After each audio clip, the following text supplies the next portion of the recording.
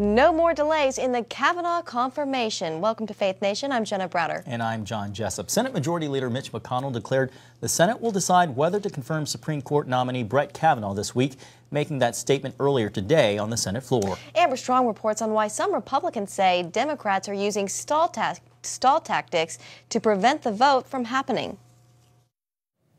One thing for sure, the Senate will vote on Judge Kavanaugh here on this floor this week.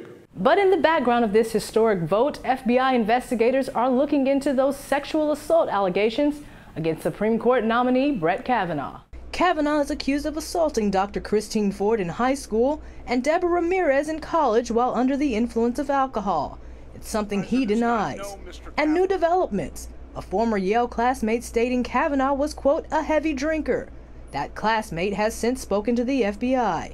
The portrayal of himself as practically a choir boy is very much contradicted by his roommate, for example, in college, as well as people who knew him in high school. Kavanaugh's defenders say the focus isn't whether Kavanaugh consumed alcohol, and the entire process is simply partisan politics at play. If you think this is about a search for the truth, you need to put down the bomb. This is about winning. With one Democratic stall tactic after another. If you stop and listen, you can practically hear the Democrats trying to move the goalposts on Judge Kavanaugh's nomination. Who caused this delay?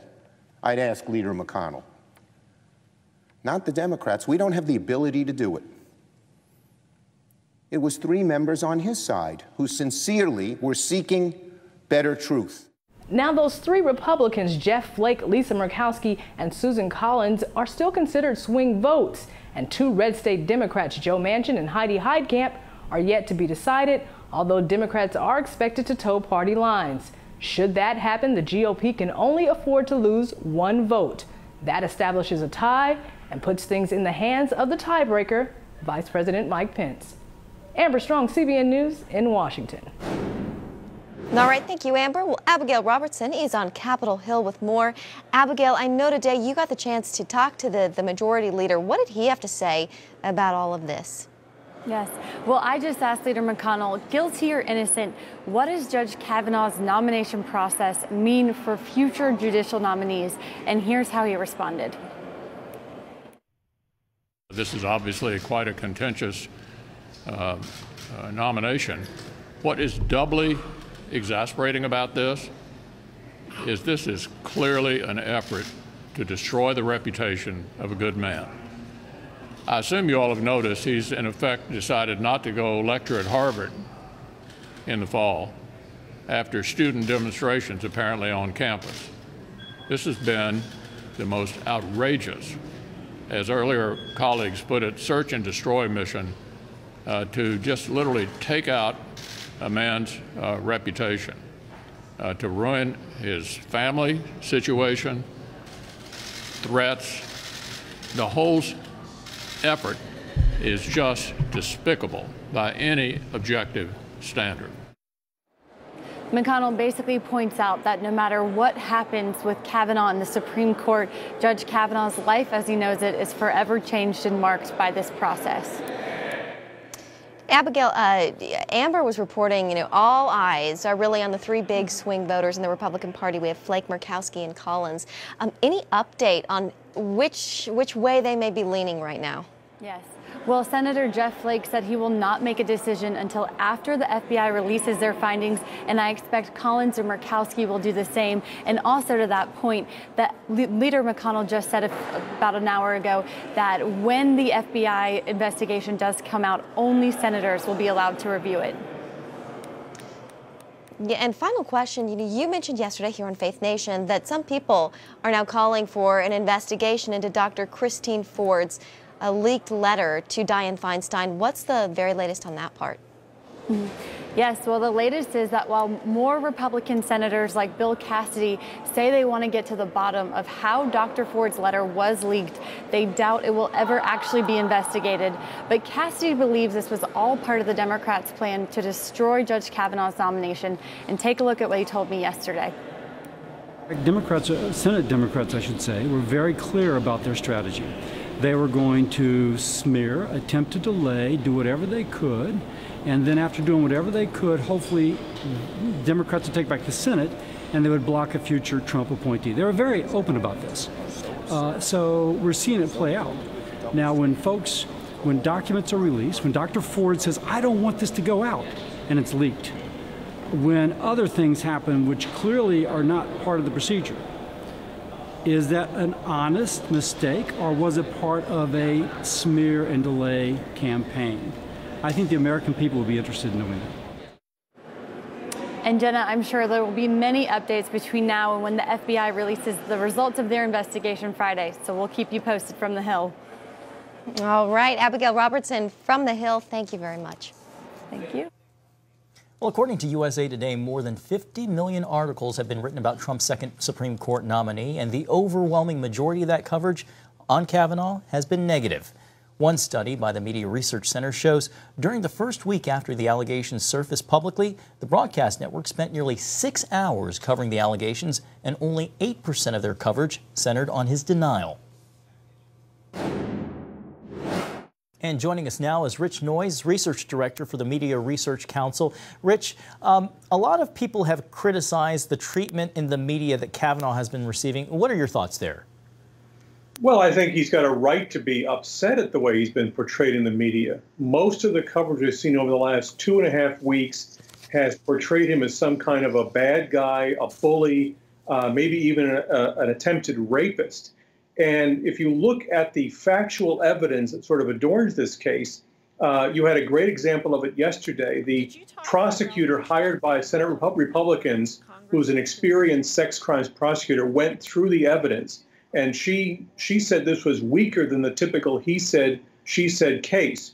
ABC, CBS, NBC yesterday morning and evening gave 65 minutes of coverage to this case, but only 2 minutes to that statement. NBC didn't mention it at all. When you have the game rigged that way, it's designed to get the outcome that Democrats want, which is Kavanaugh's name and reputation sullied, not about finding the truth no matter which side it's on. Well, Rich, do you think Kavanaugh himself helped or hurt himself with his demeanor? Because a lot of people are talking about his demeanor during his testimony, that he was angry and that he was mad. But, you know, their supporters say it was because he was defending his reputation. Right. I think if he had come out with a Michael Dukakis, very passive approach to these very incendiary allegations, he would have been criticized for that. I don't know how you can't be indignant and upset when you're described as having done some of these awful acts that he's been described of doing. That said, I think, he needs to point people towards his actual judicial record. The complaint among Democrats and some in the media is that he doesn't have judicial temperament. Well, he's been a judge now for, I think, 12 years. Look if there's examples of him not having proper judicial temperament on the bench, because that's where it matters. Do you think his case or the media coverage of his accusations, how does that erode the confidence or public confidence with media overall? Well, I think we have to wait and see how this case ends. I mean, if the FBI investigation or new reporting makes it clear that the accusations are wrong, he'll be somebody who's going to demand to get his reputation back. If there's new evidence that somehow is against him on this, and that becomes the consensus on both sides, I think it'll be a very different outcome. But I think right now we're sort of stuck in this limbo where I think there was a YouGov poll the other day that showed the overwhelming number of Democrats believed Christine Blasey Ford. The overwhelming number of Republicans believed Brett Kavanaugh, and independents were evenly split. That's the kind of 50-50 result on this that is not very satisfying for people who want a real consensus at the end of a prolonged investigation like this. Well, moving past the 50-50 divide and going to 100%, I just can't see very many people after what Kavanaugh went through wanting to assume a role in public office if they have to go through something like what he potentially like what he went through. Yeah, I mean, he will at least have Clarence Thomas as a precedent. Clarence Thomas was faced with similar accusations in 1991 when he was up for Supreme Court confirmation. At the end of that process, about 2/3 of the public believed him, 1/3 believed his accuser, Anita Hill. he's been able to forge a strong stance on the Supreme Court. There's a role model there for someone who can get past something as divisive and awful as this. We'll see if he can do it. We'll see how this all ends. But at least, we've been here before, and you can still function as a capable justice after something like this. Rich, I've only got about 30 seconds left. If the FBI investigation doesn't find anything, do you think Judge Kavanaugh can be confirmed by the full Senate, given how everything has played out and how the media has covered his allegations? Well, depending on what they find, I think he can be confirmed. But the question is, will Democrats let it rest? I suspect they're going to want to keep voters ripped up about this, at least through November 5th. Rich Noyes of the Media Research Center, thanks for joining us. Thanks a lot. President Trump says he wants the FBI investigation into Kavanaugh to be comprehensive. And the White House says it's not putting limits on the Bureau. For more now on the investigation, we are joined by Frank Gaffney, founder and president of the Center for Security Policy. Frank, thanks for joining us. Happy to do it. Thank you. Frank, we know that the FBI does not have the power to subpoena. So is this kind of investigation typical of the kind of work it does? To the extent that this is a background investigation, and that means essentially talking to witnesses, eliciting from them, firsthand accounts of the individuals that they are trying to assess, whether it's for security clearances or for particularly sensitive positions or for other reasons. I think it's not uncommon. Obviously, the circumstances of this particular investigation are unusual, to say the least. This is the 7th investigation the FBI has done on Kavanaugh. What's your take on that? I think he's been pretty rigorously vetted. There are some who say, well, they weren't looking for sordid behavior on his part when he was in high school or college. I think if there were sordid behavior to be found, the FBI would have uncovered it in one or the other of these investigations over the years, simply because they're talking, among others, to family members, friends, neighbors, classmates. This would have outed, I think, before now, and so I'm hopeful that there will be nothing surprising or untoward found at this point. Yeah, Frank, I know on Twitter you put out a tweet, and it talks about what kind of FBI is Kavanaugh in this investigation getting? Is it the Strzok, the Comey FBI, or is it the one that's more widely regarded by the American people? What's your take on that? Well, the one we need, for sure, is the traditional, highly professional, conscientious, patriotic, and law not only enforcing but law abiding FBI. And that's what I'm hoping is on the job at the moment.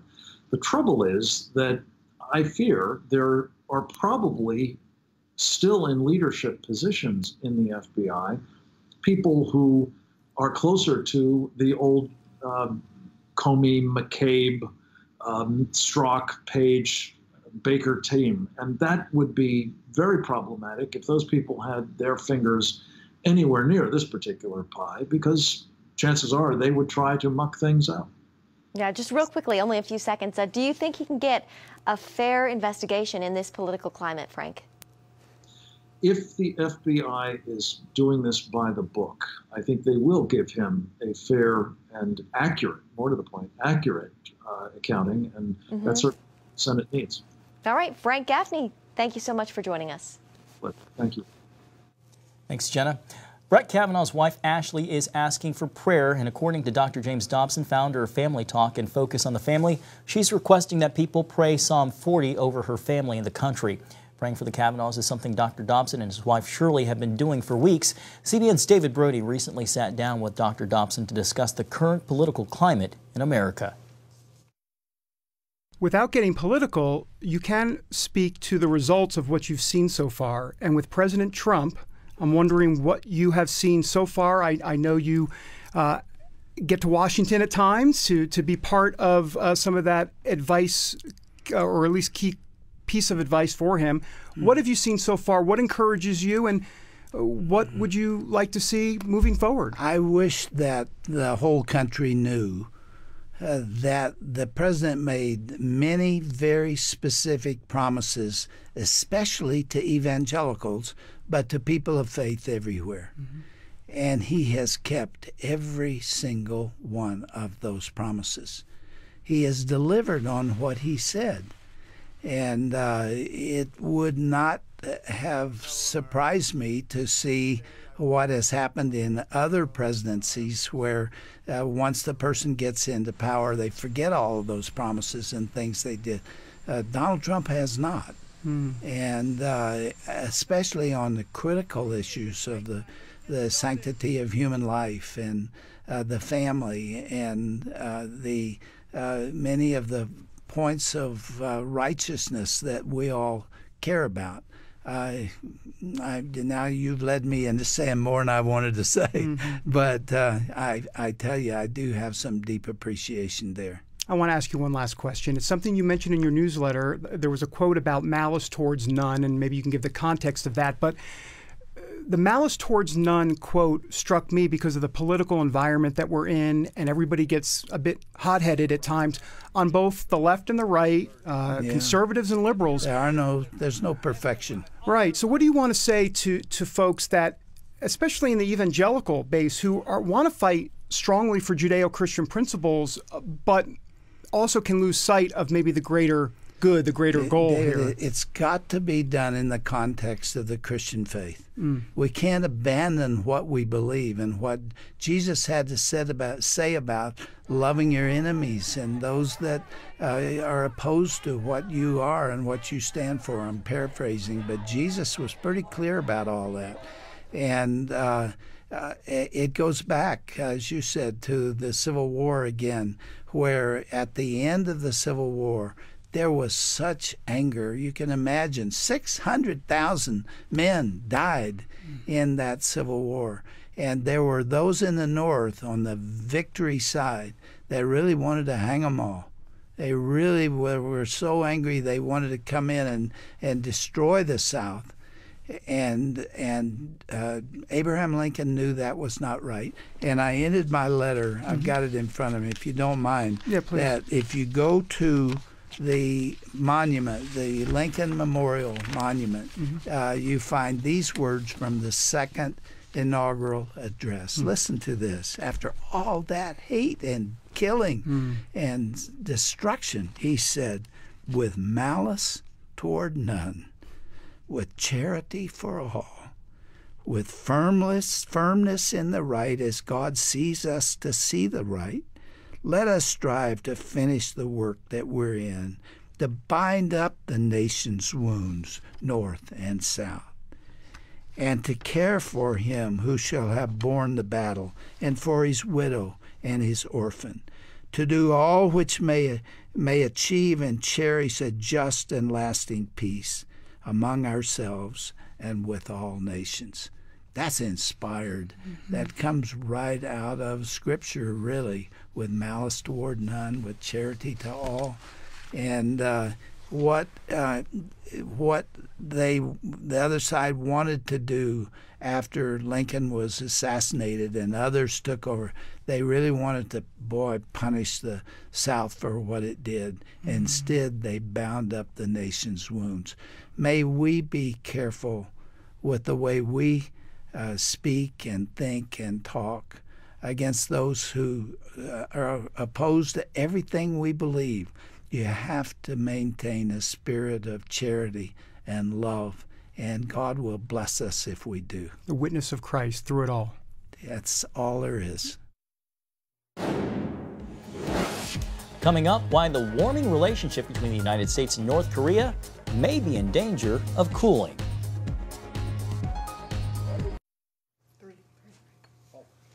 Well, mail sent to the Pentagon has tested positive for ricin. The mail was deemed suspicious Monday when it arrived at the Pentagon's remote screening facility. It was taken to the FBI today for testing, where it came back positive for ricin. For now, all mail that arrived at the Pentagon's mail screening facility is under quarantine. Meanwhile, today, a hazmat team was sent to the Houston campaign office of Senator Ted Cruz. That after a white powdery substance was found. Well, the on-again, off-again relationship between the United States and North Korea could be off again. Kim Jong-un is accusing the Trump administration of demanding too much while offering too few concessions in negotiations to eliminate nuclear weapons from the Korean Peninsula. CBN News national security correspondent Eric Rosales reports. North Korea continues to demand that the United States work with North and South Korea to put an end to the Korean War. But the U.S. insists before any concessions are made, the North must do more to keep its deal and work towards complete denuclearization of the Korean Peninsula.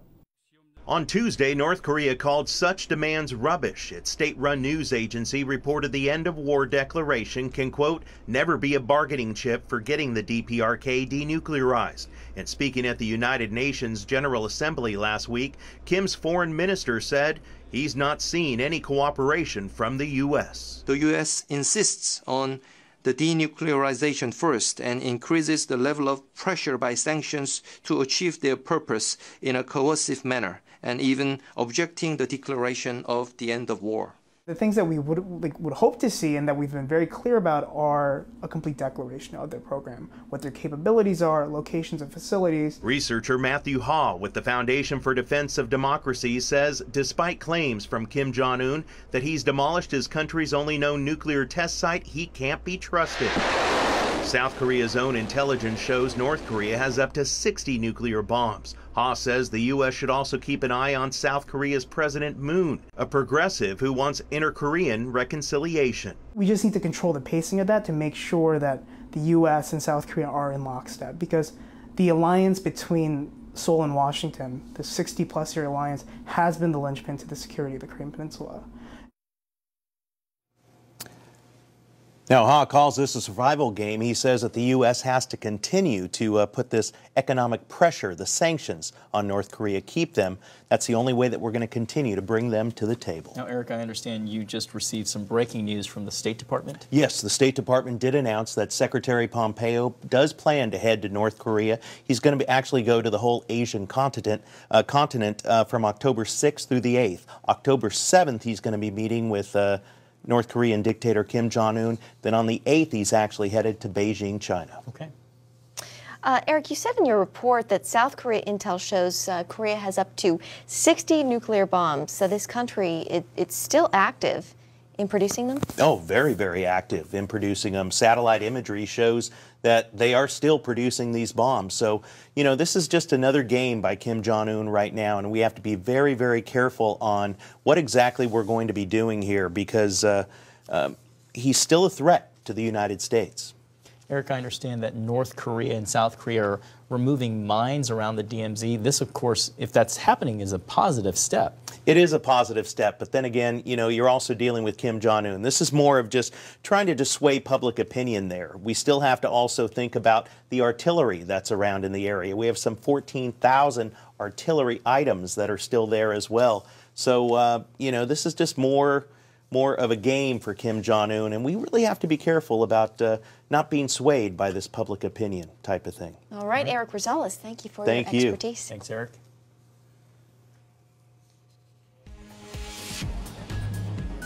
Look at the First Lady's first solo trip overseas.